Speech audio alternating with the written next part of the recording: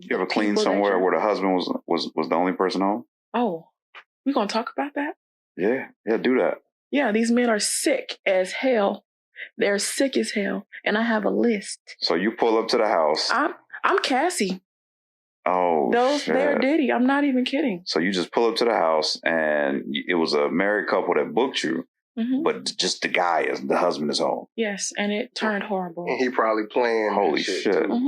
Wow. So the cleaning lady came in and go. Action. Yeah. He came out like, hey. I said, what you doing here? Everybody doing? Right. You looking at me, I'm looking at you. What you doing here? He's all about to get ready to go. Okay. So I clean up. I do not, when I go someplace, I don't dress inappropriate. I usually wear clothes that don't stick to my body because you don't need to see what my shape looks like, or I wear some type of nursing scrub that's not hugging whatsoever. But people are just really crazy. I stopped cleaning up for men. I took that out of my service. I took out my service cleaning up for married people who have not consulted on the services, because men are really weird when you do go to their home. That person was a client of mine for 3 years, and her husband literally crossed the line while she was out of town. I didn't mind that he was there because he's been there multiple times, and there's never been no type of vibe, like that. And you don't do business for these people anymore? No. Okay. Mm-mm. There's never been that type of vibe, where I want to talk to somebody else's husband. But I mean, the stuff that people do when they are alone is really weird. Crazy as fuck. So I stopped cleaning up for male clients altogether after that situation. And when you say he got weird, like what? Like touching me, trying to, he was trying to take me. It, girl, I'm sure. Yeah, trying to talk me into, putting my hands in his pants and word. It's like crazy. That crazy? It's crazy. Like he just approached you and just. I'm not kidding. I wish there was cameras. Bro was planning that, I'm sure. Just microwave, like. But that's happened on like. I would encourage all women, if you are going places, to get some type of protection if you do the type of line of work that I do. Because taser, pepper spray. I carry that. Mm-hmm. Yeah. Mm-hmm. I don't like to carry, I wouldn't carry a firearm into someone else's house. That'd be a little weird, yeah. Yeah, because people have children. If I lay my stuff down, somebody's kid can just run by and pick it up. Yeah. I'd rather you pepper spray yourself than shoot your mother. The other, yeah. Yeah. We can put you under some water, get you right. I just would say that if you are like people who are going places, even men, if you're going somewhere, just be mindful of the people. And if somebody is weird, get the fuck out. Damn. Because people are weird. So you had that one weird instance. I've had several weird instances. Yeah. Yeah. Several. Yeah. Tell us about those, man. Get your rocks off. All right. One I had, I was cleaning up for a house full of men. Everybody was roommates. Oh, that's crazy. But this one particular day, but no one is usually home when I used to go clean up there. This one particular day, the person was home. One dude or? One dude. Okay. Home, alone. Yeah, because I feel like dudes, like that's something we got to talk about. Like when women say every man knows a woman that's been sexually harassed or sexually assaulted, but no man knows a rapist. Like we don't. And so, like, if it's mad dudes around, then the dudes ain't gonna do that weird stuff. Mm-hmm. They're not. So it's only like that's why I'm asking. Like, okay. One dude. I'm gonna tell you. I'm about to get there. So he came in. I was sweeping up the kitchen, minding my business, and he walked by, and I said, "Oh, I didn't know you was here." And he's like, "Oh yeah, I'm getting ready. I'm working from home. I'm doing this. I'm going to do DoorDash something." He was going to do something. Young dude, old dude, about my age. Okay. 30, 31. So. He went back upstairs, but I had my headphones on because I was listening to music. I literally did not expect no one to be there. I'm mopping, I'm sweeping. The laundry room is right next to the kitchen. Why you wait till I come here to do your laundry? You walking all across the floor. I just mopped and swept. Oh, yeah, that's my bad. While it's wet. What are you doing? So he walks by again, and he's like, "Oh, you look good." I'm like, "Well, thanks." That's it. No. He wants to touch. He's like, oh, you feel so soft. And I'm like, y'all said you're making me uncomfortable. He went back upstairs as if nothing ever happened. Yeah. I left and I called his homeboy as soon as I left. I said, I just left your house and your friend got real weird on me. I told him what happened and, I'm sure he asked him or whatever. We talked back about it again. Me and the guy that actually booked me for the service. And he was like, well, he's saying this and X, Y, and Z. Public service announcement to you weirdos, man. Hey, look, man, I get it, yo. There's attractive women out here and you're getting attracted to them. But just because you one-on-one, it ain't going to happen like it happened on TV. No. That's not real life, y'all. It's not. Yeah, like or Pornhub. Yeah, like. Yeah. Like, this is an actual person with an actual life, with her actual own thoughts and feelings. And, shit don't usually happen like that, you weird ass nigga. So, I mean, he made it seem like I was crazy. He made it seem like that I never... Well, he got a safe face. Yeah, he can't look like a weirdo to his boy. All right, so, the boy was like, well, he said this, he said that. I left it alone. I did not even go to the extreme about it. I just was like, you know what? I know that God got my back. Okay. 2 weeks ago, he wrote me on Twitter apologizing for being weird. He apologized for being weird. The guy. For himself being weird. Mm-hmm. Well, that's fire. That's fire?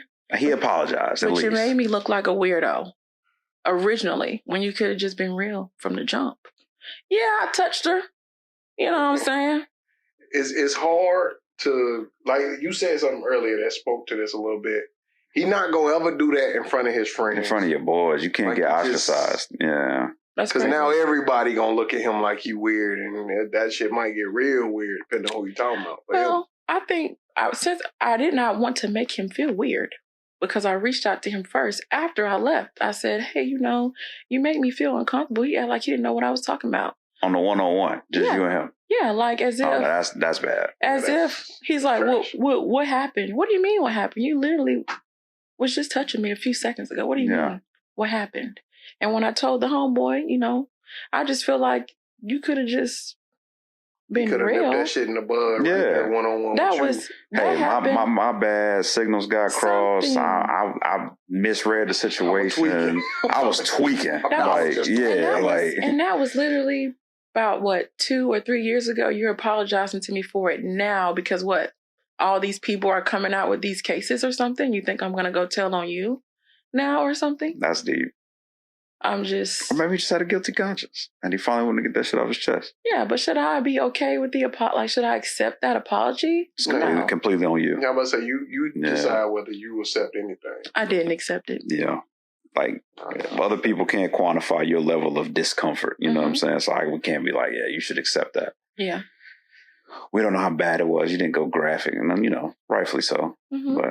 But yeah, those sound awkward, man. It sound like situations I'd be uncomfortable if my daughter told me, hey, she was in those situations. And, I have your whole address. You sleep here. You should be scared of me. If anything, I can come back here at any time for you. Or have your dad, brother, cousin, uncle, someone, yes, come back and associates. So, or you could just point them out to the police. Yeah, that's the big one. Yeah, I did have a situation where I told the woman about her husband, but she wanted me to think about her children and their future with their father if I did report him to the police, because I did report him to the police, but she did not necessarily want me to go to the extreme measures because she has a daughter. How would her daughter feel, whatever, but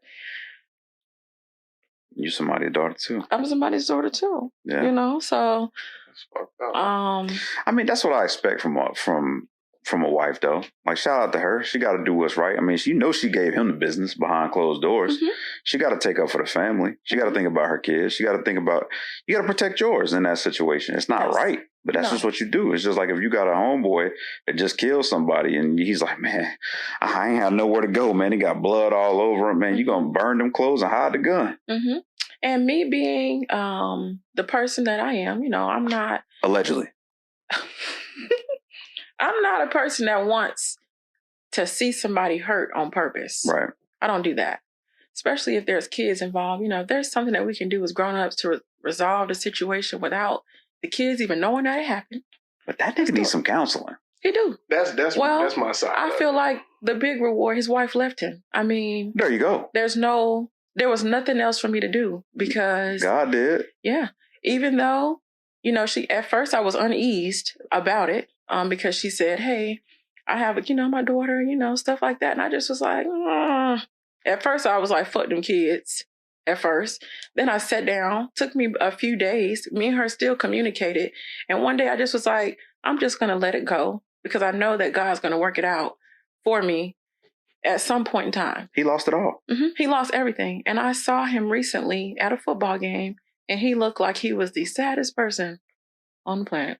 He lost it all. You didn't have to intervene. Nope. Didn't have to do anything. So I just let it go. But it is crazy out here. Working by yourself. Mm-hmm. I have my friends and my sister. We all work together.